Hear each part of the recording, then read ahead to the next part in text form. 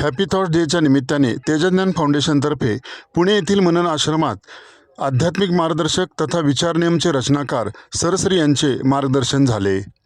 जीवन की क्रिकेट कैसे खेले या विषयावर सरश्री यांचे अनमोल विचार ऐकावयास मिळाले। जगभरातील सुमारे 25,000वर श्रोत्यांनी विविध ऑनलाईन प्रणालीने या कार्यक्रमाचा लाभ घेतला।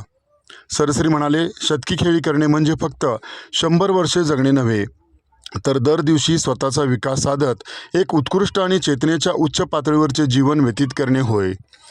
यासाठी सगळ्यात महत्त्वाचे ठरते ते म्हणजे जीवनातील चुकीच्या धारणा, समाज मान्यता।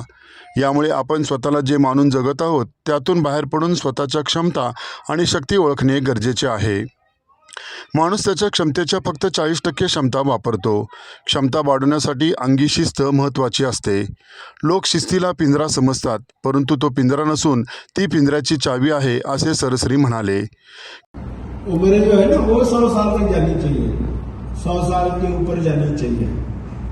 देखो, विश्व में सुरक्षा के लिए विशेष दस्ताने बनाए जाते हैं, तो ये जो 2 दस्ताने चावी है।